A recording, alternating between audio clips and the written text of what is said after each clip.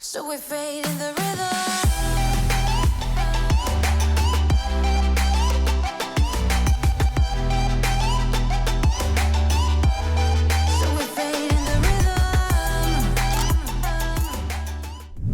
So today we're talking hyperlapses. If you don't know what a hyperlapse is, it's essentially a moving time lapse. The camera is moving positions while everything around it is sped up. You can work it into vlogs, you can work it into travel videos. Really all kinds of sequences can look really cool with hyperlapses. Alright, first up, let's talk camera settings. Okay, so despite a hyperlapse being a video, it's actually made by just stitching a bunch of photos together. I mean, I guess that's how any video is made. So it's best to switch your camera, like a DSLR or mirrorless camera, into manual mode. We're gonna start off by shooting in RAW plus JPEG. Okay, and then for autofocus, we're just gonna use 1-point autofocus. You wanna move that to the center of the frame, and then a little bit up. You can adjust this a little bit depending on the composition you're going for, but I found having the autofocus point there is definitely the way to start out when you're making your first hyperlapses. In terms of drive mode, just set your camera to single shot. Okay, and then white balance, just set it to whatever looks good. Usually that's daylight or cloudy or shade. Just pick one and stick with it. Even if it's a little bit off in parts of the hyperlapse, we can adjust that in post. Okay, and then in terms of aperture and ISO, you can just put it to whatever makes sense. Just, get a good exposure. In terms of shutter speed, however, I like to make it a little bit slower than normal.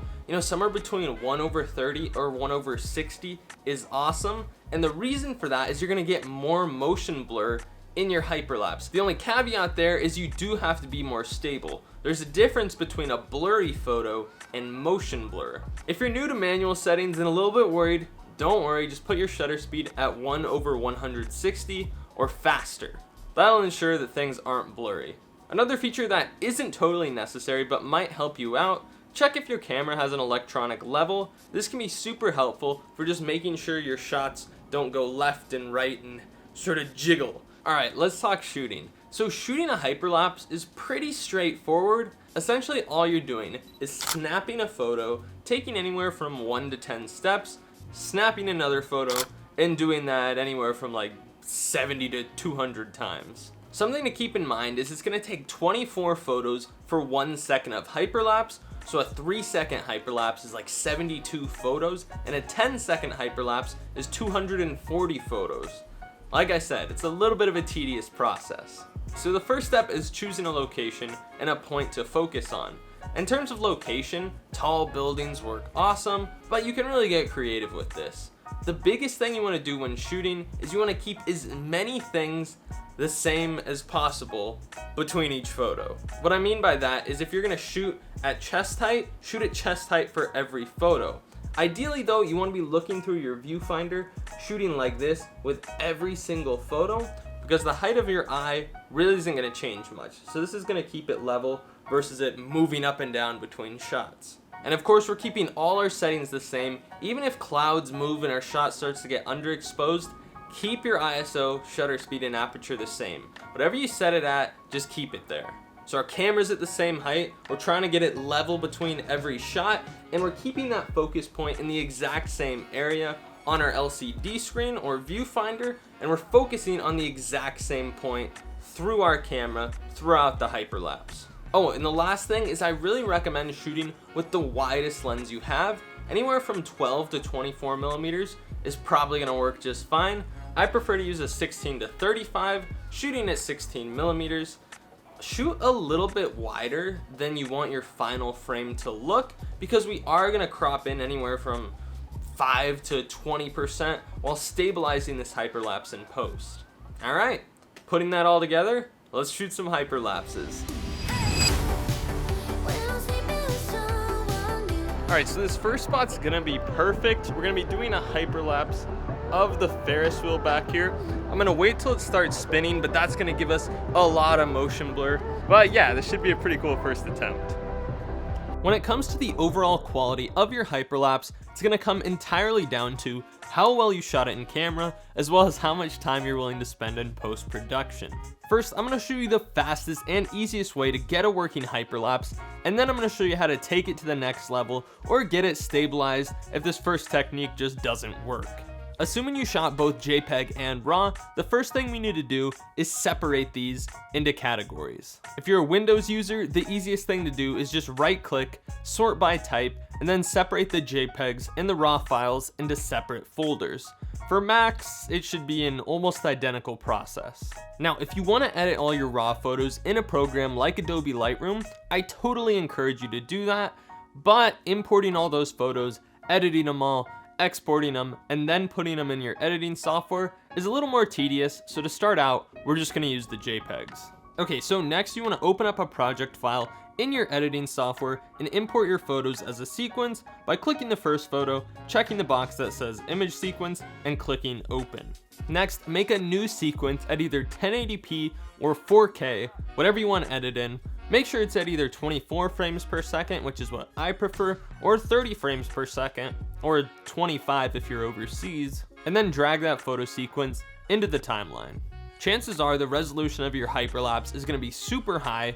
For me, I think it was over 6K resolution, so just right click that and hit scale to frame size.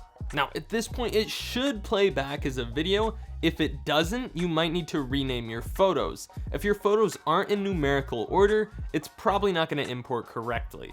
Watching that photo sequence back, it's probably going to look like a jittery, shaky mess. So the easiest way to fix that is apply an effect to stabilize it. In Premiere Pro, that's an effect called Warp Stabilizer. There are a ton of parameters to adjust. If the clip starts distorting, a lot of the time lowering the smoothness or adjusting the method is going to fix that. Now, if you're having trouble playing the hyperlapse back smoothly, hit I with your playhead over the beginning of the clip, O with the playhead at the end of the clip, go up to the sequence, hit render into out, and after a few seconds, your clip should play back smoothly.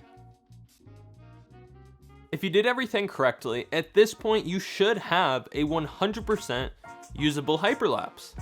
Sometimes though, this technique isn't gonna work. Sometimes there's just too much going on. Maybe something passes through your camera in the foreground, or you weren't super level with your shots. No worries though, we can still fix it. It's just gonna take a little bit of tracking in After Effects. Okay, so delete any effects on the clip, and then holding Alt or Option, drag the clip up in the timeline to duplicate it. Right click that and click Replace with After Effects Composition. Open up the tracker menu on the right hand side, double click the composition to get the original clip, select it, and select Stabilize Motion. If you don't see the tracker menu, no worries, just go up to Window, hit Tracker, and you should see it on the right side. From there, check the rotation box and set up 2 tracking points on a vertical line in your frame. A lot of the times if you shot a building, that's a perfect example of a line that's gonna stay vertical, provided you're either moving forward or backward. If you've never done any tracking in After Effects before, a good rule of thumb is a good track point should be high contrast as well as very easily identifiable. We're gonna use that inner box to select the point to track, and we're gonna use the outer box to tell After Effects where to look for that point. Then just click the play button and relax as After Effects goes through, tracks your points, and stabilizes your hyperlapse.